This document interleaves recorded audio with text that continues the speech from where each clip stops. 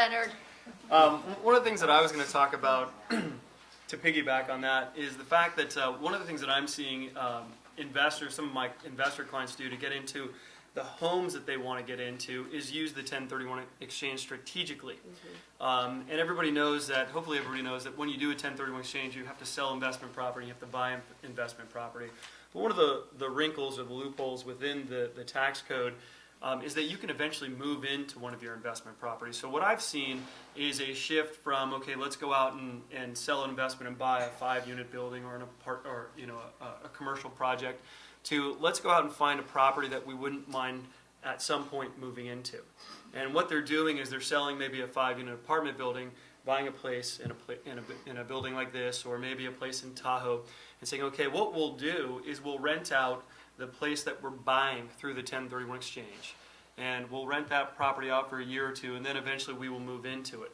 And what that has done is that allows them to buy some time in terms of selling their own primary residence until maybe the market rebounds a little bit in their market and where their primary residence is. So our savvy investors are timing the market and using the tax code to their advantage to get into places that they want to. So you could very easily 1031 exchange into a condo unit in this building, rent it out for a year or two, boot the tenants out, and then move in. Now, if this building was across the bay in San Francisco, you'd have a harder time booting out the tenants, right? Okay, but in Oakland, what's that? Oakland is rent. It's not as strict as San Francisco, though. Yeah, a little bit easier. It is. Yes, it is. It's very strict. Yeah. It is very strict in Oakland. They live there till they die. Craig, if people are in the market to buy a second home now, as Leonard's talking about, what's required to buy a second home? Is that almost an impossible thing to pull off these days? Absolutely not. Really, the requirements, it depends on the loan product, but maybe 5 to 10% more down payment. Okay. As far as Wells Fargo guidelines go, the rules govern the same as a primary residence. So an increase in down payment for more security in the financing of the transaction. Do you want to? Yeah, that's accurate. We're going 90%, and really, the pricing and everything is very comparable to purchasing a primary residence. So, second home is a very viable option, definitely.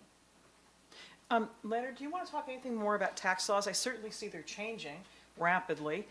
What does this group need to know to protect themselves in buying and selling about changes in tax law?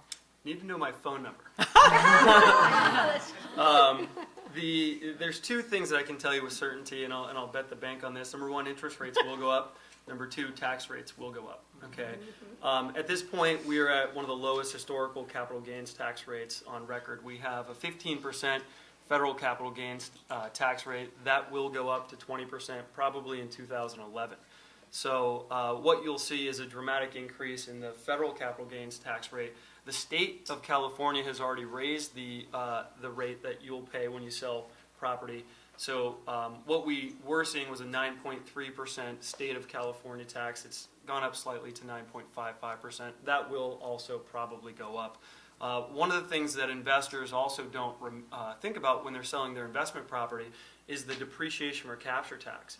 Now, I know some of you have seen me speak before, so you probably know what it is, but does anyone know about that tax? No. Okay.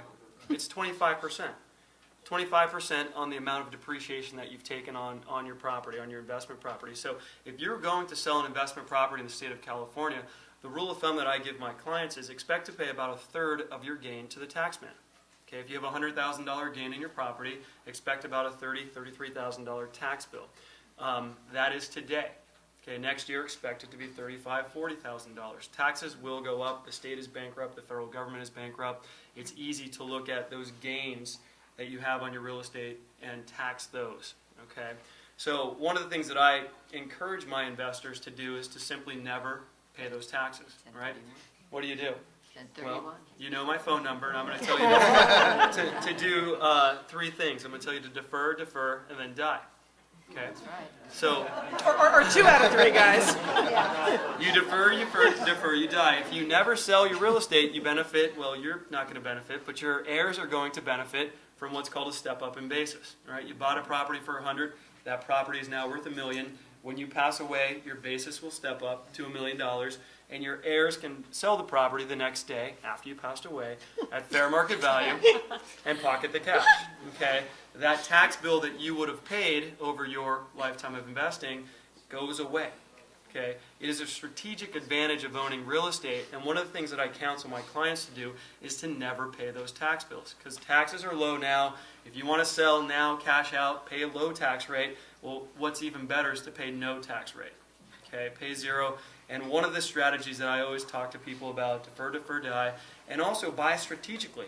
Why not buy a property that you wouldn't mind moving into, right? You buy a condo here on the 13th floor, you rent it out for 2 years, then you move into it, you live there long enough, you own it long enough. When you sell it, you benefit from your homeowner's exemption, okay? So there are strategic moves that you can make that can benefit you down the road, and also your heirs strategically down the road. So I always tell clients, taxes will go up, but you don't have to pay them. You and Carol are scary good. This is amazing. Craig, I do want to go back around to this for advice. In the last run-up, people were not disclosing how much they were making or weren't making, and on a regular basis were qualifying for loans that were, 6-8 times their ability to pay. So in this new world, in the new normal, what kind of advice can you give folks about buying in a financially sound way? What should they expect for their down payment? What should they expect to be qualified on now? You know, I think the first part of that is to really sit down and talk with a mortgage consultant. I mean, that's really step one. You can figure out what it would be on your own, but to talk to somebody that understands what they're doing, hopefully they will ask the right questions as far as your income, your liabilities, your assets. One question I've always asked is what is your goal? What's your 5-year goal? What's your 10-year goal? What's your long-term goal? To not pay, Really, obviously. yeah. Defer. Defer and die, yeah. I got a new life goal. So the triple D. So no, and a lot of, just by asking questions as you go through that interview process, you'll find a lot of information that might not really be told to that person, to a mortgage consultant, to a realtor, to everybody, but to really identify what the goal is here rather than just qualifying, because there might be certain products that might fit a better need for that individual purchasing a home than the next person would be. So identifying that, finding out what the goal is, looking at what's going to be a comfort zone for them, going through the idea of what their current gross income is divided by the mortgage payment, PI, principal, interest, taxes, and insurance, or HOA dues as it might be. And then also looking at what the tax ramifications are. We don't present ourselves as tax consultants, but we can give general information as far as what the benefit would be for buying a home. What's the tax benefit currently as far as what you can take off of your taxes as far as mortgage interests go, and how you can look at that from a perspective of owning a home, the tax deduction, and then again on a separate level is looking at the value that you have, especially as we go back, opportunity value, this marketplace. There's so much opportunity out there. This area, the Bay Area, is just known for appreciation, and we've come down to levels that we haven't seen in such a long time, as Carol was mentioning earlier. And I think the opportunity out there to start creating wealth and building wealth and diversifying, doing 1031 exchanges and creating this pattern for wealth management and wealth growth is huge out there in the market. And explain this to people who are buying, whether they're first-time home buyers or people that are moving up or looking for investment properties. Sometimes they just don't have the opportunity to speak with someone who pulls that information out of them or talks to them about that. And I think not only being involved with the home buyer themselves, but the realtor as well.